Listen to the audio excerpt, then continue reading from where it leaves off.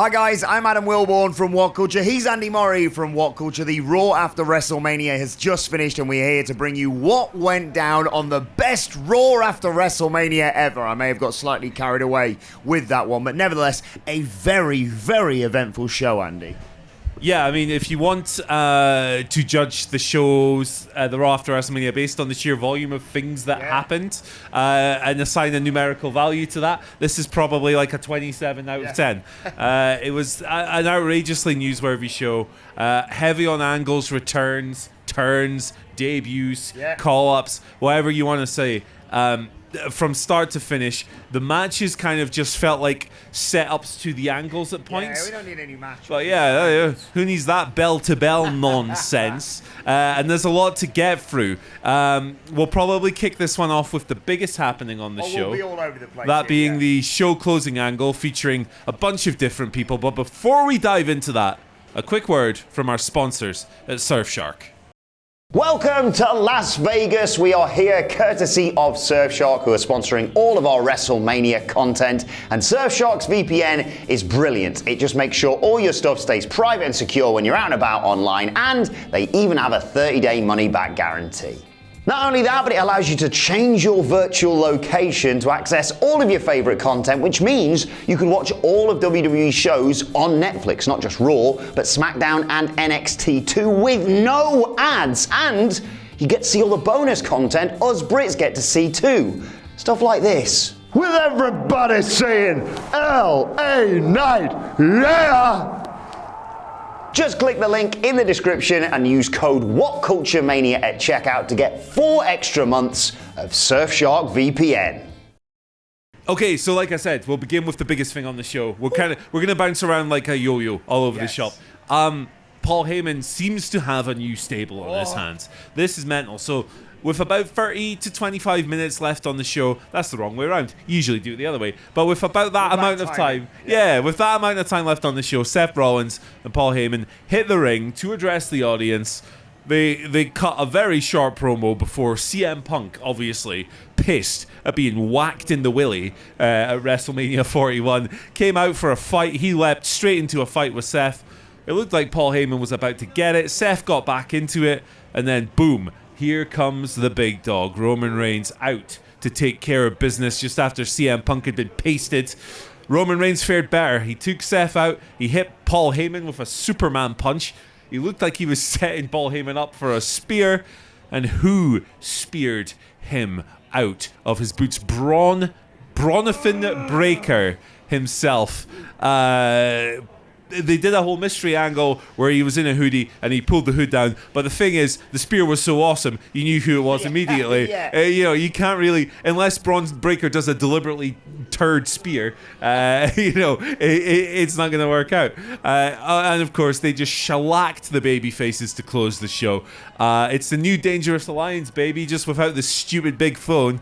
And it's a pretty powerful alliance. So be interesting to see if they add more people to this group as the weeks progress, but certainly a very impactful angle to close the show and a big elevation for Braun Breaker. Yeah, a red hot angle to close out this show. Like you say, Dangerous Alliance. I've seen people drawing allusions to Evolution as well, and that also includes people petitioning for other members of this stable. But yeah, like you say, Braun Breaker, a huge step up for him, more than deserved, obviously, and understandable that if you're Seth Rollins and Paul Heymon, you see what Braun Breaker has been doing to Paul Carlito in recent weeks, and you're like, let's get this guy involved. He speared Roman Reigns through the barricade as part of it. Like you say, in the end, Seth Rollins stomped out both CM Punk and Roman Reigns to stand tall and celebrate with his new mate Braun Breaker to end this show. But such an exciting, red-hot angle.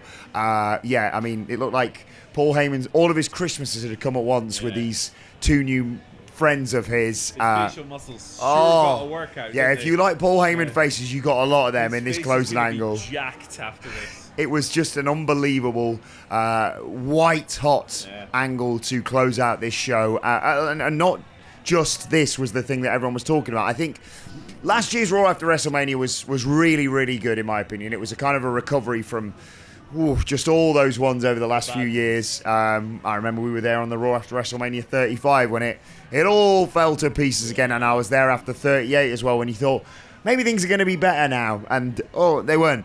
And 39 again, the same thing with, I think that was the one with Brock Lesnar and Cody Rhodes and what have you. But here we are, Raw after WrestleMania 41. This was not only the only thing that happened on this show, but it was by far the most newsworthy. In terms of returns on this show, Rusev came back. It was a bit of a weird setup for all of it because we had, having already had a title change earlier on in the show, which we will get to, we had the New Day coming out saying, thank God for the New Day, and they were interrupted rather surprisingly. I was predicting someone like Fraxium coming up from the main roster, from the NXT, to the main roster. Instead, it was Otis and Akira Tozawa with Maxine Dupree cutting a really good promo saying, we should get a shot at these tag titles. We beat you. You're the 1 minute boys. You only last 60 seconds, basically. I mean, it's not bad. Yeah, it's good stuff. The match is about to go down when all of a sudden the lights go out and Rusev's new Death Rebel theme appears to hit. Out he comes. He murders both Otis and Akira Tozawa and stands tall. No real surprise. I think if you were going to place a bet on what was going to happen on the Raw after WrestleMania, this would be the one with the most obvious conclusion. Yeah. But nevertheless, great to see Rusev, as he's known in WWE, back in a WWE ring. Yeah, absolutely. I think a lot of us probably had him pegged to be Randy Orton's opponent at the pay-per-view. That turned out to be Joe Hendry in what was a big popping moment.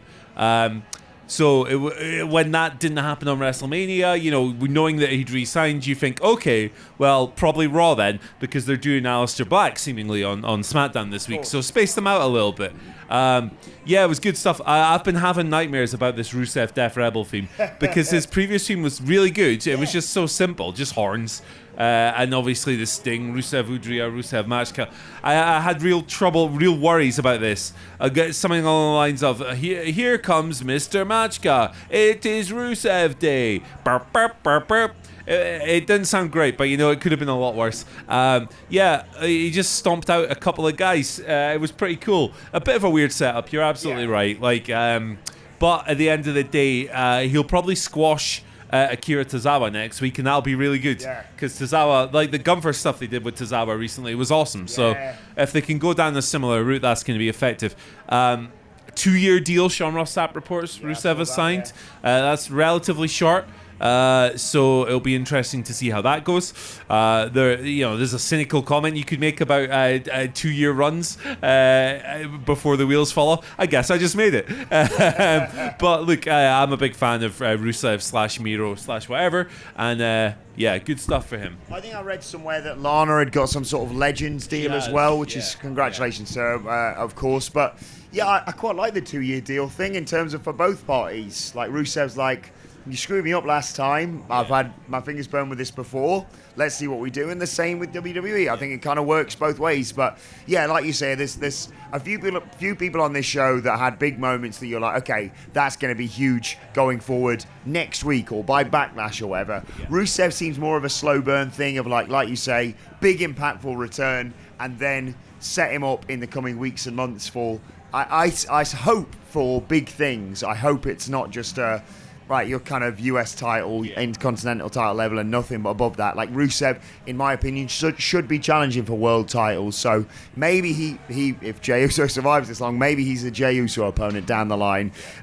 Speaking of Jey Uso, just a very quick mention, he had a nice celebration of his World Heavyweight Championship win over Gunther, and a word on what he got up to on the show in a second, which also featured not just Big Jim, which was a nice moment, of course, but the return of Sami Zayn, who was just...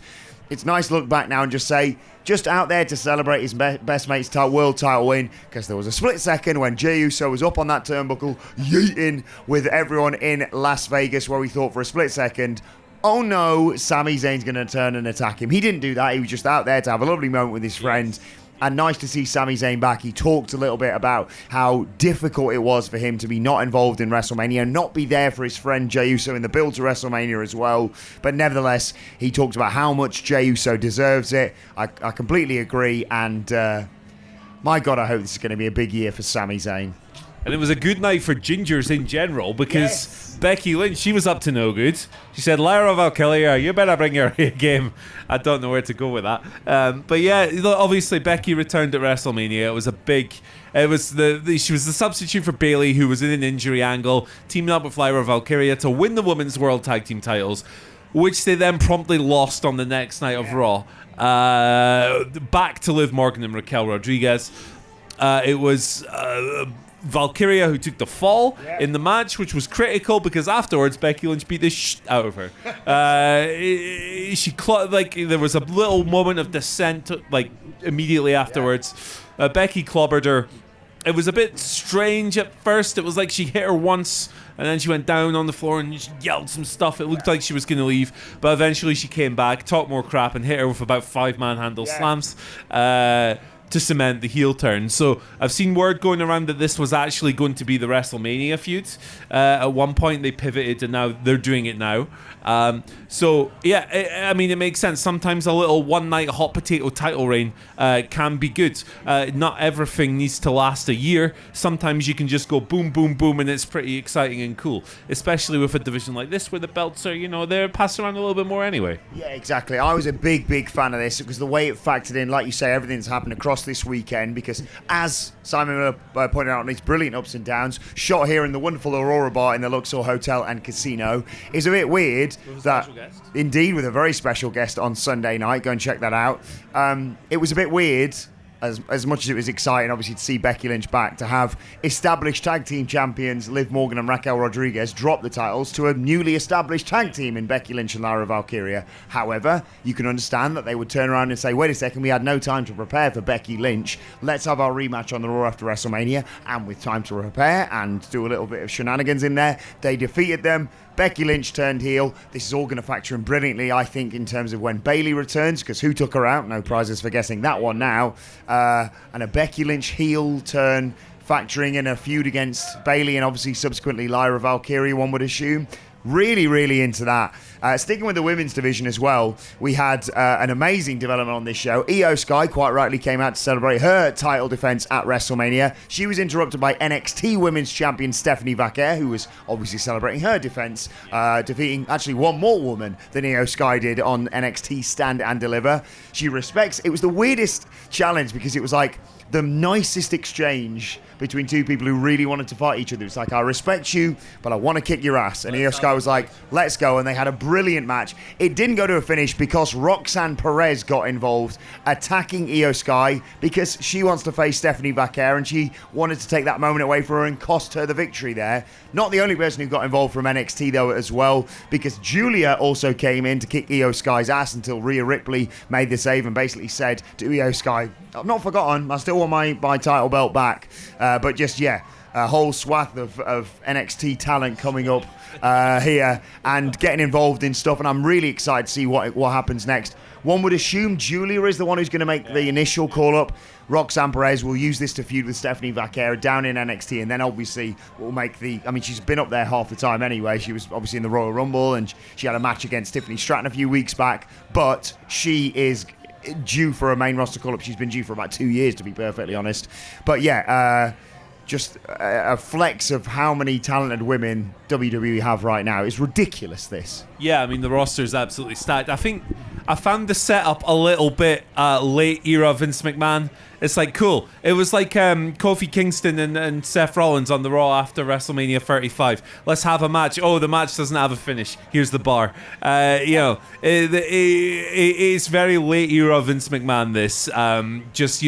Booking a match that isn't going to have a finish. Yeah, exactly. Once I shook over my annoyance, which I am capable of doing, believe it or not, it is, like you say, it's basically a bicep curl of the entire division. It's look at all the shiny things we have. We haven't even used Jordan Grace yet. Yeah, exactly. Zaria, Sol Ruka, Jada Parker. It's Lash Legend. It's just an embarrassment of riches, really. And these are the people that are standing out the most in the company a lot of the time at the moment as well. You look. They should have an entire pay-per-view dedicated to the women. Yeah, well, this is it, and it's also when the women have the best match on WrestleMania. Hey, maybe they should have headlined one of those nights. I don't know.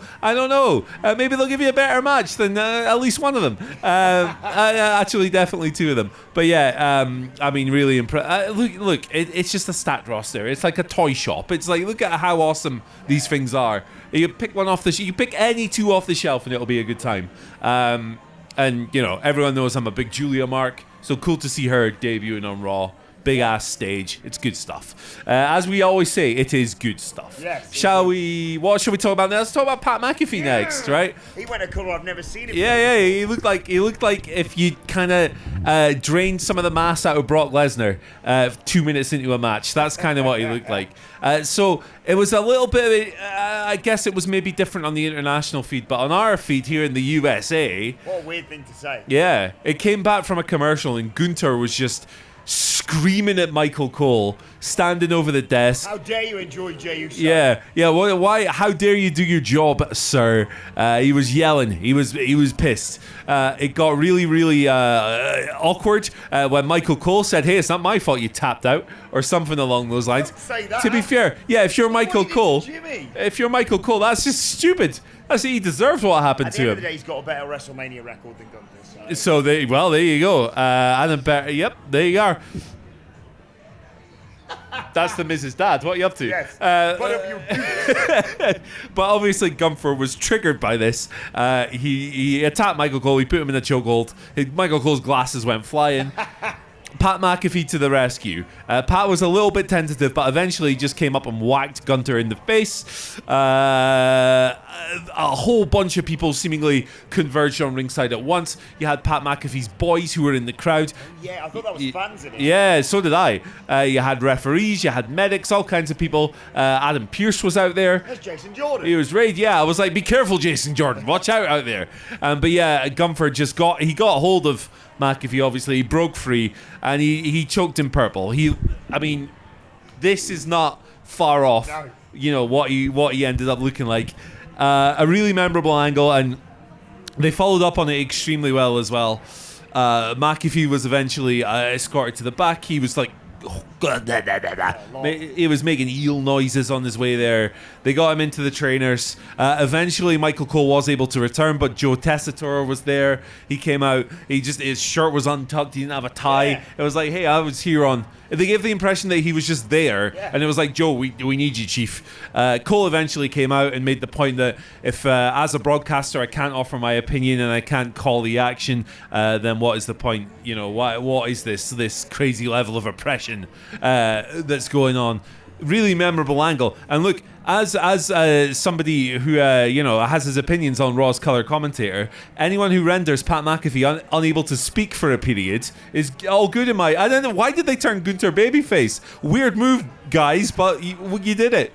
Yeah, the commentary mega powers combined to close out this show, like you say. Love Joe Tessitore. It was a really interesting experience to have him with Michael Cole there, sort of coughing and spluttering and talking about having his nose being broken potentially by Gunther in there, and talking about, like you say, the dangers of what Gunther offers.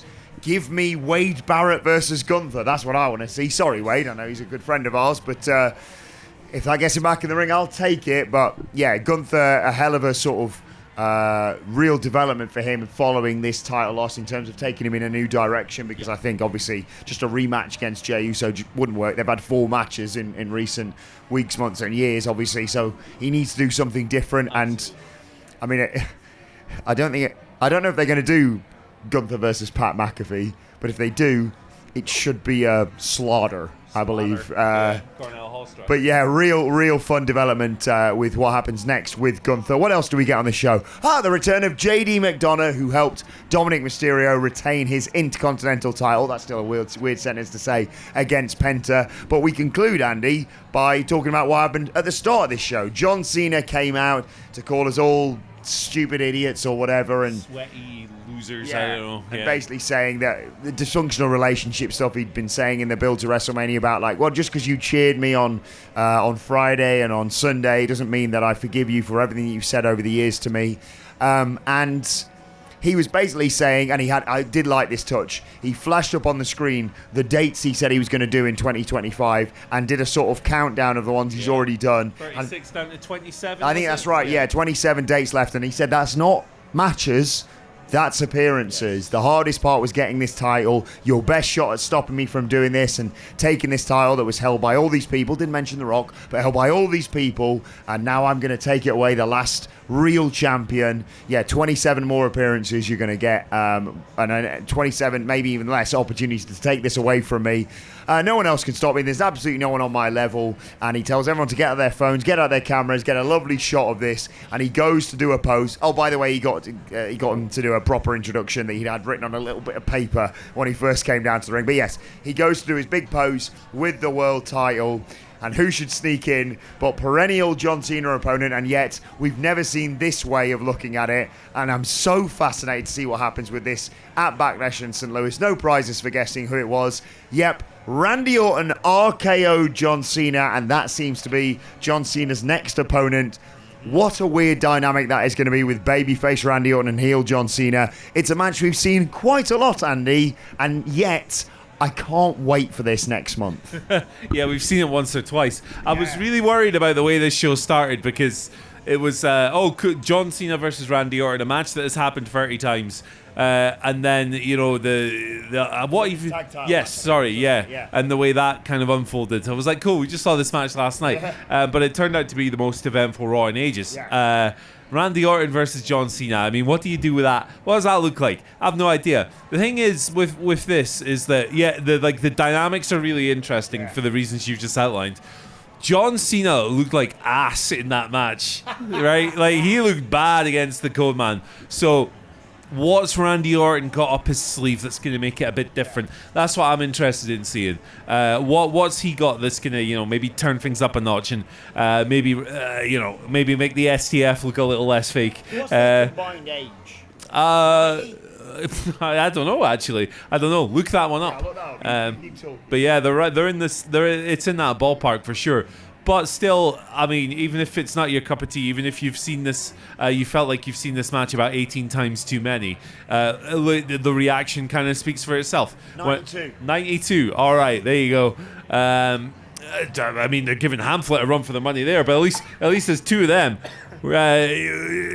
Yeah, I've lost my train of thought again. I'm really tired. And Randy Orton, heel John Cena. Yeah, there you go. They got a great reaction, is what I was trying to say. When Randy kind of came up from behind and went skadoosh. It was a different reaction to the RKO at WrestleMania, which made me piss myself laughing when poor Joe Hendry turned around and just got sniped. But yeah, man, a big show bookended by two huge things with a bunch of other big things in the middle. Makes me wonder what they've got up their sleeves for Friday. We expect that Mr. Malachi Alistair Tommy Black is going to be in the house. They've been building to that with the vignettes and stuff like that. But yeah, we'll see. It was an eventful show. I absolutely love this Raw after WrestleMania. Do let us know your thoughts on it in the comments section below. But like you say, after this, you've got presumably the return of Alistair Black, Malachi Black to WWE. Cody Rhodes, nowhere to be seen on this show. Does he finally address what happened at WrestleMania there? And obviously, what next for Charlotte Flair and Tiffany Stratton after what they did on WrestleMania? We'll be bringing our star ratings about this in the next few days as well, so keep an eye out for that one. But in the meantime, like I said, let us know your thoughts on the Raw after WrestleMania in the comments section below. Don't forget to like, share, subscribe, and while you're at it, why not check out this video right here? I've no idea what it is, but I'm sure it's great. The algorithm thinks you're going to love it. If you don't love it, blame the robots. Bye. Bye.